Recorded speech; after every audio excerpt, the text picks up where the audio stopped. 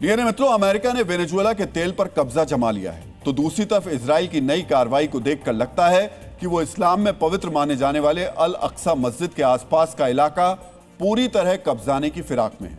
ऐसा क्यों कहा जा रहा है, यह समझने के लिए आपको यरूशलेम की अल अक्सा मस्जिद के इर्द गिर्द हो रही कार्रवाई पर गौर करना चाहिए। इजराइल द्वारा प्रशासित यरूशलेम नगर निगम बोर्ड ने अल अक्सा मस्जिद के नजदीक बसे फिलिस्तीनियों को अपने घर खाली करने के नोटिस भेज दिए हैं।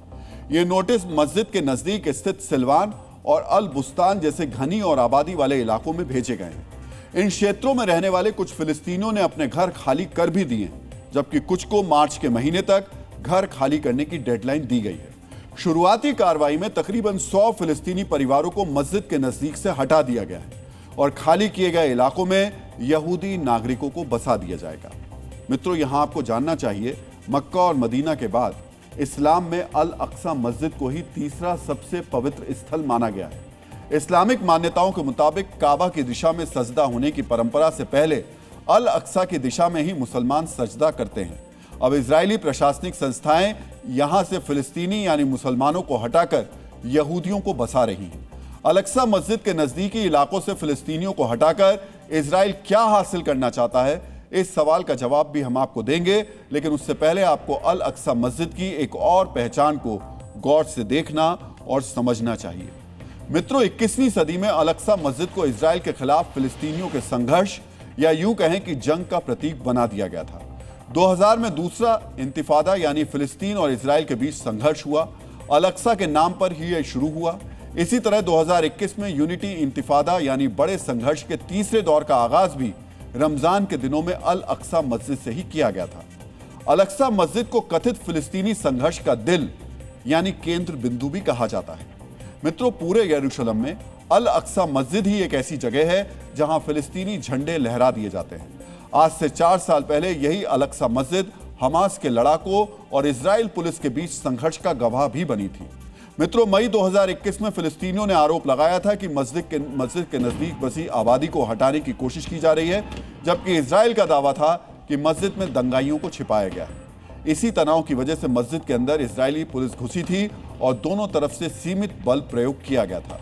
फिलिस्तीनी नागरिकों की भीड़ ने पत्थर और पेट्रोल बम फेंके थे, जबकि इजरायली पुलिस ने बड़े पैमाने पर लाठीचार्ज किया। तभी से स्थानीय प्रशासन ने अल अक्सा मस्जिद और उसके नजदीकी इलाकों को संवेदनशील घोषित कर दिया था। अब हम आपको बताने जा रहे हैं अल अक्सा के नजदीक क्षेत्रों ने फिलिस्तीनियों को हटाकर इजराइल वहां पर आखिर हासिल करना क्या चाहता है। मित्रों, इस कार्रवाई के पीछे यरूशलेम नगर निगम की पहली दलील है कि 19वीं सदी में इन इलाकों में यमनी मूल के यहूदी रहा करते थे। इस वजह से इन क्षेत्रों पर यहूदियों का नैतिक अधिकार है। इजराइल की सरकार आधिकारिक तौर पर यह भी घोषित कर चुकी है कि अल अक्सा मस्जिद के नजदीकी इलाकों को वो पूरे विश्व के यहूदियों के लिए धार्मिक पर्यटन के क्षेत्र के तौर पर विकसित करना चाहती है। मित्रों, ये घोषणा ही इजराइल के इरादों पर से पर्दा हटा देती है। अगर अल अक्सा के नजदीक फिलिस्तीनी यानी मुस्लिमों का प्रभाव क्षेत्र कम हो जाएगा, तो इजराइल अल अक्सा के नजदीक स्थित वॉल ऑफ डेविड का क्षेत्र बढ़ा पाएगा। यहूदियों के लिए वॉल ऑफ डेविड एक पवित्र स्थल है। मित्रों, 1000 साल से यह अल अक्सा मस्जिद संघर्षों और युद्धों की गवाह रही है।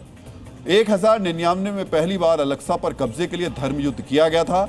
इस मस्जिद के लिए हुए 3 धर्म युद्धों में लाखों लोग मारे जा चुके हैं। आज एक बार फिर अल अक्सा मस्जिद ऐसा तराजू बन गई है जिस पर इजरायली और फिलिस्तीनी अपनी ताकत और कब्जों के दावे को तोल रहे हैं। मेरे मित्रों, मस्जिद से जुड़े विवाद के साथ ही इजराइल से आज एक तस्वीर भी वायरल हुई।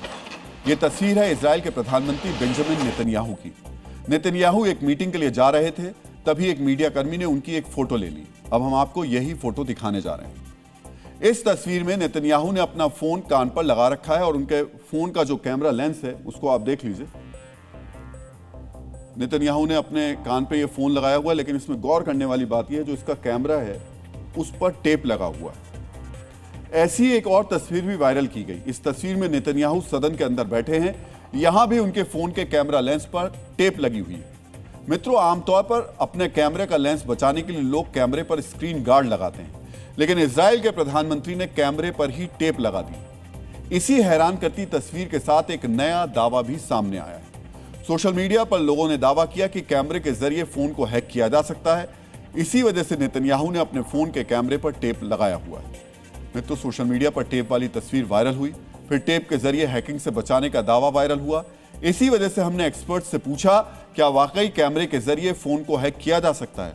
अगर वाकई ऐसी हैकिंग हो सकती है तो ये किस तरह की जाती है? इन सवालों का जवाब आपको भी बहुत ध्यान से सुनना चाहिए। हैकर्स आपके फ़ोन के अंदर घुसते हैं, रिमोटली आपके कैमरे को एक्टिवेट करते हैं और फिर दूर बैठे हुए पूरी जानकारी ले लेते हैं। आप कहाँ खड़े हैं, आपके कैमरे को क्या नज़र आ रहा है। बहुत बार तो ये हैकर्स आपके मोबाइल फ़ोन में स्पाईवेयर, मैलवेयर जानबूझ के डालते हैं ताकि यही स्पाईवेयर, मैलवेयर को दूर दराज के इलाकों से ऑपरेट किया जा सके, एक्टिवेट किया जा सके। मित्रों, एक्सपर्ट्स भी मानते हैं कि फोन का कैमरा ऐसा संवेदनशील उपकरण होता है जिसके जरिए फोन को हैक किया जा सकता है या फिर फोन के अंदर मौजूद जानकारी को हासिल किया जा सकता है। यहां आपको जानना चाहिए कि नेतन्याहू की ही तरह मेटा के सीईओ मार्क जुकरबर्ग और कई हॉलीवुड सेलिब्रिटीज भी अपने लैपटॉप और फोन के कैमरे पर टेप लगाते हैं। अगर आपको भी अपने फोन में हैकिंग का डर है तो यह सस्ता लेकिन टिकाऊ जुगाड़ आप भी अपना सकते हैं।